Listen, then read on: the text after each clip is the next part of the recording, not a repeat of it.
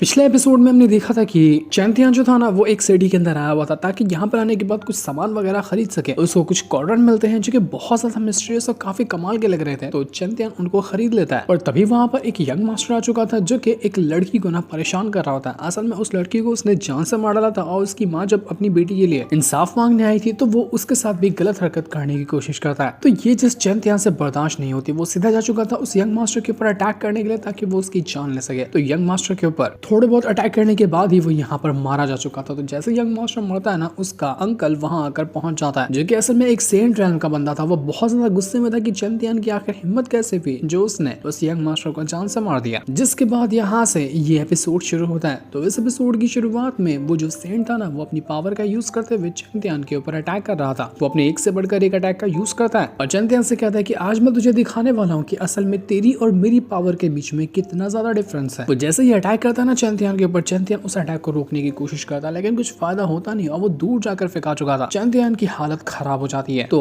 वो सेंट रैन का जो बंदा था वो कहने लग जाता है कि देखा, मैंने कहा था ना, तुम कुछ भी नहीं कर सकते मेरा। तो ये सुनते साथ ही चैंतियान एक बार फिर से अपनी इंक स्वॉर्ड को बाहर निकालता है और उसकी मदद से एक बहुत ही कमाल का स्वॉर्ड आर्ट यूज करते हुए कई सारे मल्टीपल स्वॉर्ड को क्रिएट करके सेंट के ऊपर अटैक कर चुका था। लेकिन उसका ये अटैक भी वो सेंट जो होता है ना आराम से रोक लेता है। वो उससे कहने लग जाता है कि तेरी जितनी भी टेक्निक है ना स्वॉर्ड से जुड़ी हुई या फिर कल्टीवेशन से जुड़ी हुई, मेरी नजर में वो बिल्कुल ही वाहियात है। मैं तो उनके अंदर कोई पावर को नहीं मानता। अगर होती ना उनके अंदर पावर तो मेरा एक बाल तक बाका करके दिखा चुकी होती, वरना अभी तक तो मेरा यहाँ पर कुछ भी नहीं हुआ। तो ये सुनते साथ ही चैंतियान जो होता है ना वो तुरंत ही अपने लाइफ और डेथ के डोमेन की पावर को एक्टिवेट कर चुका था। अब वो अपने लाइफ और डेथ डोमेन को एक्टिवेट करते हुए ऐसा ब्रूटल अटैक देकर मारता है और सेंट रैन के बंदे के ऊपर कि वो भी यहाँ पर कुछ टाइम के लिए पीछे खसक चुका था। लेकिन फिर भी वो यहाँ पर कहता है कि तेरा ये पावर जो है ना डोमेन की, वो है तो कमाल की, लेकिन फिर भी मेरे डोमेन के सामने ये कुछ भी नहीं है। अब चल, तूने अपना डोमेन तो दिखा दिया, अब मेरा डोमेन देख कर दिखा, तब तुझे पता चलेगा कि असल में डोमेन होता क्या है और किसको कहते हैं डोमेन। वो यहाँ पर चैंतियान के लाइफ और डेथ के डोमेन की पावर को भी ना डिस्ट्रॉय कर चुका था और चैंतियान की एक भी अटैक कुछ भी नहीं कर पाते उस सेंट रैन के बंदे का। वो चैंतियान को और ज्यादा गुस्सा दिलाने की कोशिश कर रहा था कि मैंने कहा था कि तू मेरा कुछ नहीं बिगाड़ सकता और देख तेरी हवा यहाँ पर निकल ही गई है। तो चैंतियान कहता है कि ठीक है, ऐसी बात है ना, मेरे एक भी अटैक तुझ पर काम नहीं कर रहे, अभी मैं दिखाता हूँ कि क्या काम करेगा। वो तुरंत ही अभी जो उस मॉडल का इनहेरिटेंस उसको मिला था ना, वो अटैक को यूज कर लेता है। और जैसे उसने इस इमॉर्टल वाले अटैक को यूज किया था, वो स्लैश सीधा जाकर लगता है उस सेंट के ऊपर और इस वजह से उसका ना एक हाथ ही कटकर अलग हो गया था। उसका हाथ ही कट गया था। सेंट एकदम दंग रह जाता है कि नहीं, ये नहीं हो सकता, इसने तो मेरे हाथ को काट कर रख दिया। चैंतियान कहता है कि तू तो कह रहा था कि मेरा एक भी अटैक तुझ पर असर करेगा ही नहीं, लेकिन देख मेरे एक ही अटैक में तेरा हाथ काट कर रख दिया, अब दूसरा वाला भी हाथ मुझे दे दे। तो ये सुनने के बाद वो जो सेंट था ना वो बहुत ज्यादा गुस्सा हो चुका था। वो कहता है कि चैंतियान तू बचेगा नहीं, अब मैं तुझे जान से मार कर रख दूंगा। वो तुरंत ही यहाँ पर अपने डोमेन की पावर को एक्टिवेट करने लग जाता है। जैसा कि वो बता रहा था कि मेरा डोमेन इतना ज्यादा कमाल का है, अब हम यहाँ पर उसके डोमेन को देख पाते हैं जो कि असल में एक घोस्ट डोमेन होता है। और ये घोस्ट डोमेन ऐसा होता है ना कि आसपास अगर कोई भी कल्टीवेटर खड़ा है ना तो ये डोमेन उसकी पावर को खींच लेता है और अपने आप को और ज्यादा स्ट्रॉन्ग बना लेता है। वहां मौजूद सारे लोग तो पहले दुम दबाकर भाग निकलते हैं कि ये डोमेन तो हमें ही यहाँ पर निचोड़ जाएगा, इसलिए बेहतर होगा कि यहाँ से भाग ले लिया जाए। वो सेंट यहाँ पर काफी ज्यादा गुस्से में था। वो अपने डोमेन की पावर को और ज्यादा स्ट्रॉन्ग बनाता है और चैंतियान से कहता है कि तूने जो मेरा हाथ काटा ना, मैं तेरा पूरे शरीर के टुकड़े टुकड़े कर दूंगा। उसके जो घोस्ट डोमेन की पावर होती है ना वो वहां पर उसके हाथ को भी रीजनरेट कर देती है। इससे उसका हाथ एक बार फिर से वापस आ चुका था। और उसके बाद जैसे ही वो अपने घोस्ट डोमेन की पावर की मदद से चैंतियान के ऊपर अटैक करने वाला था ना, चैंतियान भी अपना अटैक करने को तैयार होता है। पर तभी स्वॉर्ड एम्पायर कहता है कि कुछ मत करो, कोई बंदा यहाँ पर आ रहा है जो इसको हैंडल कर लेगा। तभी देखते ही देखते वहां पर 4 स्वॉर्ड आती है जो कि बहुत ज्यादा मिस्टीरियस लग रही थी और उसने आते साथ ही घोस्ट डोमेन की पावर को ना वहां पर डिस्ट्रॉय कर दिया था। वो सेंट कहता है कि ये 4 स्वॉर्ड, ये तो उस लेजेंडरी प्रिंस यान की 4 स्वॉर्ड है जो कि जहां पर भी वो जाता है ना ये 4 स्वॉर्ड उसके साथ ही चलती है। इसका मतलब ये तो नहीं कि प्रिंस यान यहाँ पर ही आ रहा है। और ऐसा ही होता है, वो जो प्रिंस यान था ना वो यहाँ पर आकर पहुंच चुका था। ये प्रिंस यान काफी ज्यादा स्ट्रॉन्ग कल्टीवेटर है। लोग ऐसा मानते हैं कि जब ये पैदा हुआ था ना तभी ये 4 स्वॉर्ड बॉर्न हुई थी और तब से ही ये चारों के चारों स्वॉर्ड उस प्रिंस यान के पास है। अगर एक स्वॉर्ड की भी पावर टेस्ट की जाए ना तो वो एक सेंट रैन के बंदों को मार सकती है। यानी कि प्रिंस यान एक टाइम के अंदर चारों स्वॉर्ड का यूज करते हुए 4 सेंट रैन के बंदे को मार देगा। उसी चीज को देख कर ना यहाँ पर वो जो सेंट था अंकल, वो काफी ज्यादा हैरान रह चुका था। वो उस प्रिंस यान से कहता है कि प्रिंस यान, तुम आखिर हमारी बेतियान फैमिली के अंदर घुसने की कोशिश क्यों कर रहे हो? ये हमारा आपस का मामला है, हमारे फैमिली के अफेयर में तुम ना घुसो ना तो तुम्हारे लिए बेहतर होगा, इसलिए चले जाओ यहाँ से। तो प्रिंस यान कहता है कि देखो, ये बेतियान फैमिली तुम्हारी होगी, लेकिन जहाँ पर तुम रहते हो ना, जिस एम्पायर के अंदर तुम्हारी फैमिली है, वो एम्पायर मेरा है। मैं वहाँ का क्राउन प्रिंस हूँ और अब मेरी जिम्मेदारी है कि मेरे एम्पायर के अंदर कुछ भी गड़बड़ होगी ना, उसको रोकने के लिए मैं आऊंगा। और जो भी मेरे खिलाफ जाने की कोशिश करेगा, मेरे पास पूरे के पूरे हक है कि मैं उसके साथ जो करना चाहूँ मैं वो कर सकता हूँ। तो वो सेंड कहता कि अच्छा ठीक है, फिर देखते हैं कि तू क्या ही कर सकता है मेरा। अब मैं तुझे भी नहीं छोड़ूंगा उस चैंपियन के साथ। वो वापस से अपनी पावर को यूज करता, अपने घोस्ट डोमेन की पावर को यूज करते हुए उस प्रिंस यान के ऊपर बिना अटैक करने लग गया था। तो ये देखते साथ ही प्रिंस यान जो होता है वो अपनी एक खास टेक्निक को यूज करता है। वो कहता है life and death fate activate हो जाओ। और जैसे उसने ये कहा था ना, यहाँ पर बिल्कुल वक्त जो होता है वो थम सा जाता है, कुछ भी यहाँ पर काम ही नहीं कर रहा था, सब कुछ स्टॉप हो चुका था। और उसके बाद वो यान जो होता है ना, वो तुरंत अपनी पावर का यूज करते हुए सारे के सारे घोस्ट डोमेन के अटैक को डिस्ट्रॉय करके रख चुका था। और वो जो सेंट होता है वो उड़कर दूर फेंका चुका था। उसकी हालत खराब हो जाती है। चैंपियन जब यहाँ पर life and death fate technique को देखता है ना, चैंपियन कहता है कि ये लाइफ और डेथ फेट, ये मेरे लाइफ और डेथ डोमेन की जो पावर है ना, उससे काफी हद तक की मैच करती है। ज्यादातर चीजें सेम है, अटैक करने का तरीका भी सेम है, लेकिन बस एक चीज मेरे लाइफ और डेथ डोमेन के अंदर ये नहीं है कि वो टाइम को स्टॉप कर दे। और ये प्रिंस यान ये ना टाइम को स्टॉप भी कर सकता है। मतलब कि इसका ये जो लाइफ और डेथ फेट टेक्निक है ना, वो एडवांस है, मेरे डोमेन से भी ज्यादा ये एडवांस होगी। और अगर इस टेक्निक का यूज करते हुए ये मुझ पर अटैक कर देना, तो मुझे नहीं लगता कि यहाँ पे मेरा खुद का लाइफ और डेथ डोमेन भी इस अटैक को ठीक से हैंडल कर पाएगा। आखिर ये प्रिंस यान आया कहाँ से है? इसके पास इतनी पावर आई तो आई कैसे? प्रिंस यान उस सेंट से कहता है कि देख, ये जो यंग मास्टर था ना, पहले से ही बहुत ज्यादा घटिया था, इसने काफी ज्यादा गलत हरकत करके रखी थी।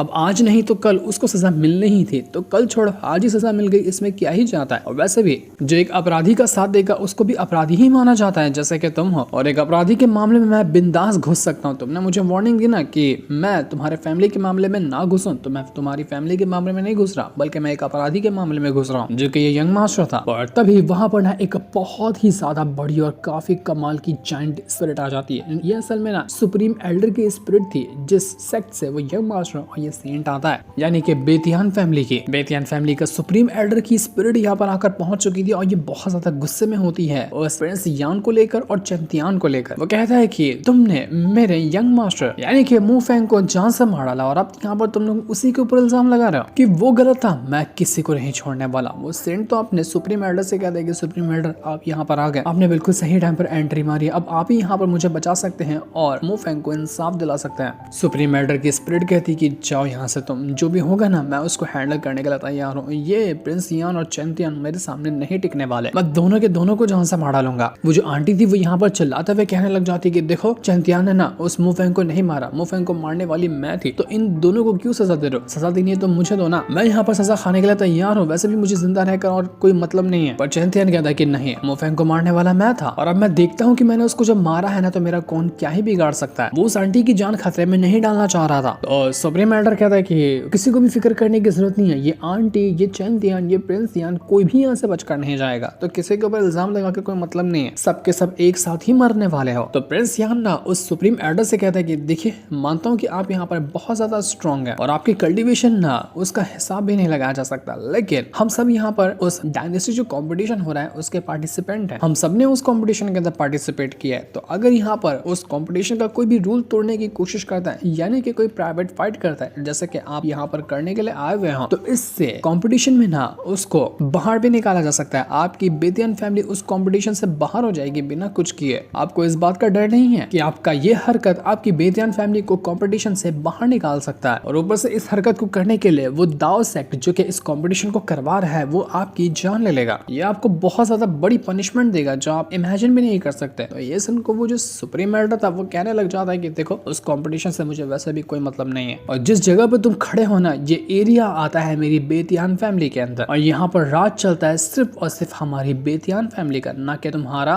और ना ही उस दाओ सेक्ट का। मैं भी तो देखूं कि वो दाव सेक्ट यहाँ पर आने के बाद मेरा क्या ही उखाड़ लेता है। मैं यहाँ पर तुम दोनों को नहीं छोड़ूंगा। लेकिन इतना कहते साथ ही वहां पर दाव सेक्ट का ना एक एल्डर आकर पहुंच चुका था जो कि बहुत ज्यादा गुस्से में होता है और यहाँ पर आने के बाद वो सुप्रीम एल्डर से कह रहा था कि तुमने कैसे सोच लिया कि इस इलाके के अंदर हम दाव सेक्ट वाले नहीं आ सकते। हमारा दाव सेक्ट का कंट्रोल ना पूरे के पूरे इस कॉन्टिनेंट के ऊपर है। यहाँ पर क्या हुआ मैं इस चीज के बारे में ना सब कुछ बहुत डिटेल से जानता हूँ, तो मुझे किसी का भी एक्सप्लेनेशन की जरूरत नहीं है। जब भी यहाँ का मामला हुआ है ना, इसको अभी के लिए होल्ड पे रखा जा सकता है क्योंकि अभी सामने कंपटीशन है। एक बार कंपटीशन खत्म हो जाए तो उसके बाद तुम्हारी जितनी भी पुरानी दुश्मनी होगी जिससे हिसाब किताब लेना होगा तुम ले सकते हो। उसके बाद हमारी जिम्मेदारी हर एक डायनेस्टी के ऊपर से खत्म हो जाएगी। वरना जब तक ये डायनेस्टी कंपटीशन चल रहा है ना, मैं नहीं चाहता कि इसमें आपस में किसी का भी झगड़ा हो। तो सुप्रीम एल्डर की जो स्पिरिट थी ना, वो कहती कि ठीक है कोई बात नहीं, मैं आपकी बात मानने के लिए तैयार हूँ। जो आपने कहा मैं उसको फॉलो करूंगा।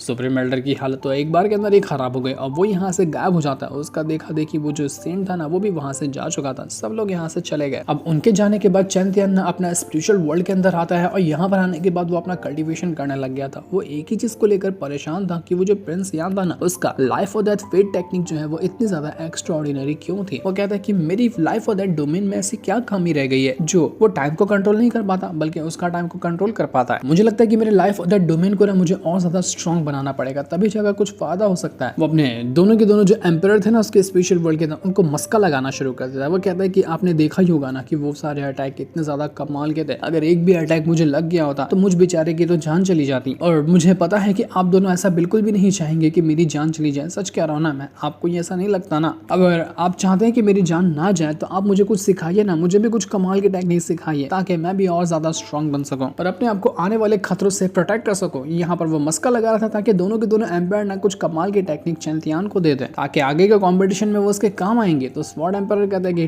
ठीक है ज्यादा मस्का लगाने की जरूरत नहीं है, मैं वैसे भी तुम्हारे लिए दो खास टेक्निक लेकर आया हुआ हूँ जिसका नाम है स्नो स्वॉर्ड आर्ट और दूसरे का नाम है स्वॉन स्ट्राइक। इनमें से एक टेक्निक को मैंने प्रिपेयर किया है और एक टेक्निक को इस वाले एम्पायर ने प्रिपेयर किया है। ये हम दोनों की खास टेक्निक है जो अटैक वगैरह में ना काम आती है। तो आगे चलकर किसी से भी पावरफुल बंदे से तुम्हारा मुकाबला होना तो तुम इन टेक्निक को यूज कर सकते हो उनके सामने। चैंतियन जैसे ही वो स्नो स्वॉर्ड आर्ट को यूज करता है ना, वो बहुत जल्दी उस टेक्निक को सीख चुका था और उसके अंदर से काफी ज्यादा थंडर पावर बाहर निकलने लगती है, बिल्कुल एक स्नो की तरह, क्योंकि इस अटैक के अंदर ना स्नो का इंटेंट था और इसकी मदद से वो किसी को भी अच्छी तरह से टक्कर दे सकता है। चैंतियन कहता है कि वाह ये टेक्निक तो बहुत ज्यादा कमाल की थी, इसको सीखने में ज्यादा टाइम भी नहीं लगा और मैं आसानी से इसको सीख भी किया और मैं इसको अच्छे से अब यूज भी कर पाऊंगा। टेक्निक भी बहुत ज्यादा एक्स्ट्राऑर्डिनरी लग रही है। तो दूसरा वाला एम्पायर चैंतियन से कहता है कि इस ना स्नो स्वॉर्ड आर्ट है ना, इसको कम मत समझना। एक टाइम पे ना ये मेरा सिग्नेचर मूव हुआ करता था, इसको यूज करते साथ ही मैं किसी की भी जान ले लेता था। तो अब स्वॉर्ड एम्पायर कहता है कि देखो तुमने उस वाले एम्पायर की तो टेक्निक सीख ली, अब मेरी वाली टेक्निक बाकी है जो कि स्वॉन स्ट्राइक है। तुमने उस वाली टेक्निक को तो बहुत फास्ट सीख लिया था, लेकिन मेरी वाली टेक्निक को सीखने में तुम्हें बहुत टाइम लगेगा और उसको तुम स्लो स्टेप बाय स्टेप ही सीख पाओगे। तो पहले तुमने जो अभी ये स्नो स्वॉर्ड आर्ट यूज किया है ना, सीखा है ना, उसकी मदद से मुझ पर अटैक करने की कोशिश करो, दिखाओ मुझे कि तुमने इसको कितना अच्छे से सीखा है। तो चैंतियन तुरंत ही यहाँ पर अपने वही स्नो स्वॉर्ड आर्ट को यूज करता है और उसकी मदद से वो यहाँ पर अटैक करना शुरू कर चुका था। जैसे वो एक अटैक बनाता है ना, वहां पर एक भावंडर क्रिएट हो चुका था जो कि बिल्कुल स्नो से बना होता है। अब टेक्निक के अंदर ही स्नो इंटेंट की पावर है तो यहाँ पर स्नो जैसे अटैक ही बाहर निकलेंगे। तो दूसरा वाला एम्पायर देख कर कहता है कि भाई साहब चैंतियन ने इतनी जल्दी इस टेक्निक को सीख भी लिया और ये कितना अच्छे से इसको परफॉर्म कर पा रहा है, इसको तो कुछ भी हल्का फुल्का भी सिखा देंगे तो ये कितनी जल्दी इस सब चीजों को सीख जाएगा। तो अब स्नो स्वॉर्ड आर्ट जैसे चैंतियन ने यूज किया था ना, वहां पर वो जो स्वॉर्ड एम्पायर होता है वो अपना स्वॉन स्ट्राइक टेक्निक को एक्टिवेट करने लग जाता है ताकि चैंतियन को दिखा सके कि ये टेक्निक है कैसे। जैसे उसने अपनी स्वॉन स्ट्राइक टेक्निक को यूज किया था, वो ज्यादा कुछ खास करता ही नहीं और एक ही अटैक हल्का सा क्या करता है कि ये पूरा का पूरा जो अटैक था चैंतियन वाला वो वहां पर गायब हो चुका था। उस अटैक को पल भर के अंदर यहाँ पर स्वॉर्ड एम्पायर ना डिस्ट्रॉय करके रख देता है। स्वॉर्ड एम्पायर कहता है कि मेरी जो टेक्निक है ना, दिखने में ऐसा लगता है कि बहुत स्लो है, लेकिन जब वो असर दिखाती है ना तो इतना फास्ट होता है कि पलक झपकने का टाइम नहीं मिलता। काफी मेहनत से मैंने इस टेक्निक को सीखा था और अब मैं यहाँ पर ये तुम्हें सिखाने वाला हूँ, लेकिन इसका मतलब ये नहीं कि तुम इसको आसानी से और जल्दी सीख जाओगे, इसको सीखने में टाइम लगेगा। चैंतियन भी देखकर हैरान रह चुका था कि सच में आपने बिल्कुल सही कहा, ये तो बहुत ज्यादा कमाल की टेक्निक है। अगर आपके इस अटैक के अंदर आपका किलिंग इंटेंट शामिल होता ना तो मैं तो यहाँ पर मर गया होता। आपने तो खाली नॉर्मल अटैक किया था जिसमें ही मेरे अटैक सारे डिस्ट्रॉय हो गए, मेरी खुद की हालत खराब हो गई। तो चैंतियन यहाँ पर वो ही